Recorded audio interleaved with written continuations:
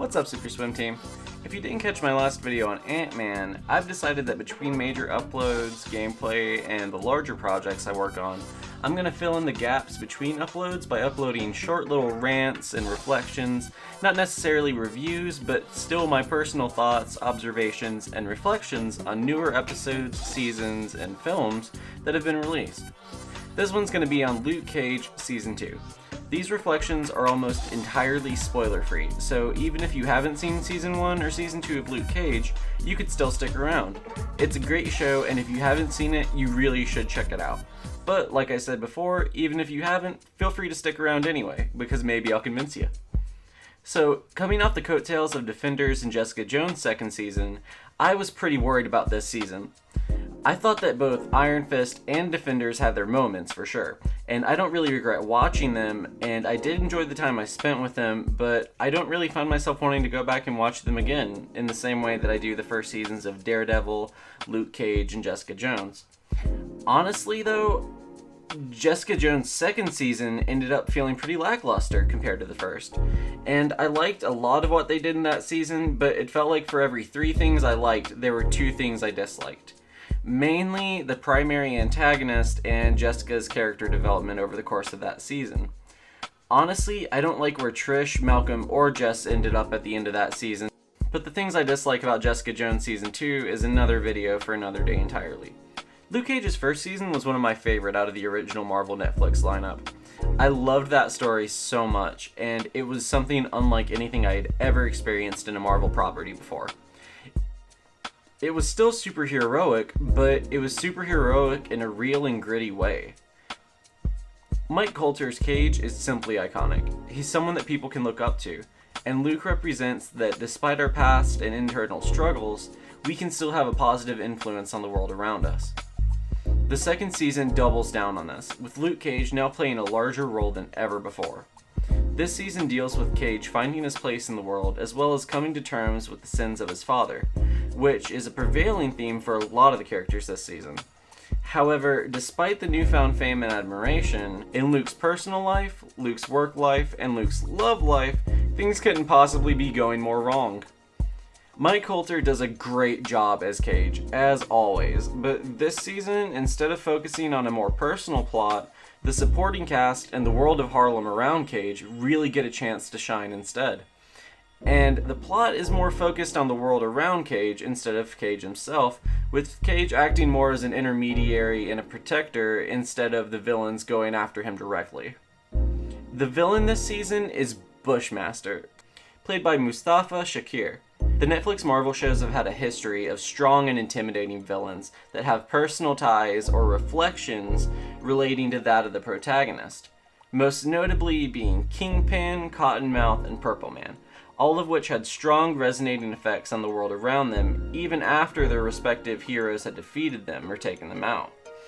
Where the Marvel movies more often than not have antagonists that feel lackluster, the Netflix shows have exceeded expectations in that field, often with these shows doing better than their silver screen counterparts in the field of big bad bosses, and Bushmaster continues that trend. His motivations are clear from the beginning, and he's utterly terrifying in some parts of this show. Bushmaster's real name is John McIver, and his backstory is basically that the Stokes family robbed his family of their fortune, which came from a nightclub and a rum brand called Bushmaster. After this, the Stokes had his mother killed. Fast forward 20 years, Mariah is seemingly the last living Stokes and heir to the nightclub. After the events of Season 1, she's the undisputed queen of Harlem's underworld, though she's grown tired of the throne and wishes to sell the family gun smuggling business. This is the inciting action that sets the plot into motion. Bushmaster is an unstoppable force, and Luke Cage is an immovable object, and when the pair meet, all hell breaks loose every time.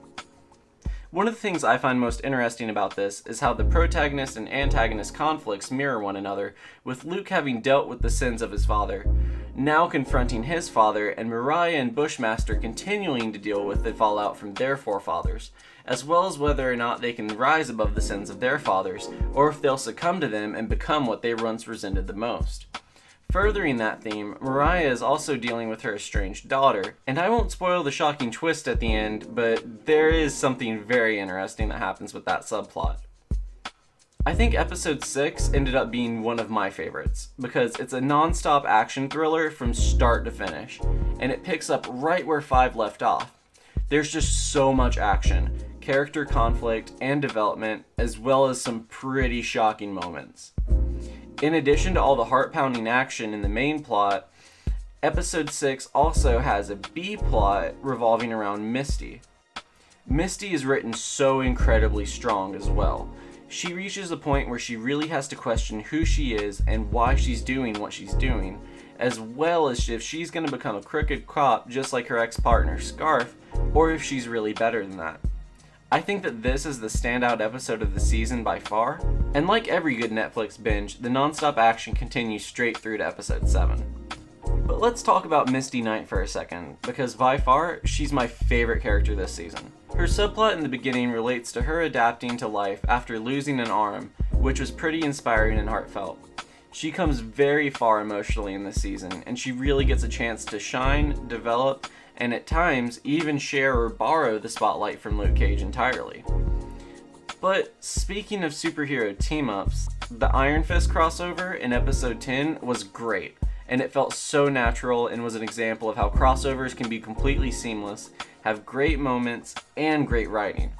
And on that note, Danny was noticeably a better character than he was in Defenders or even his own show. The comic references were pretty funny too. Power Man and Iron Fist. It's got a ring to it. That's going on a t-shirt for real. And seeing Turk show up again was just great.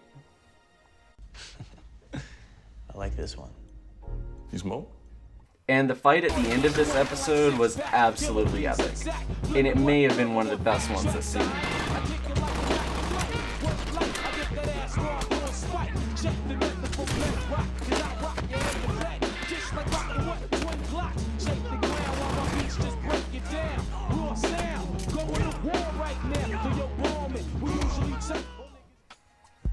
One of the most interesting parts of this season is that by the end of the season, nearly every character is in the exact opposite place they were at the start of the season. Be they Luke, Mariah, Shades, Bushmaster, or even Mariah's daughter. They all turn coat in their own unique ways that suit the characters and mirror their positions and perspectives at the start of the season. All in all, I'd give this season a solid 8 out of 10, and I can't wait to see season 3. And if at some point we just happen to get a crossover Heroes for Hire season, I would be so happy, for seriousness. But regardless of what the future holds, I just hope we get more seasons like this of all the individual Defender series in the future. If they're all going to be like this, then I can't wait to see what the future of the Netflix Defenders holds. So that being that, Super Swim Team, I'll see you again next time. Swim Team Captain 7, signing off.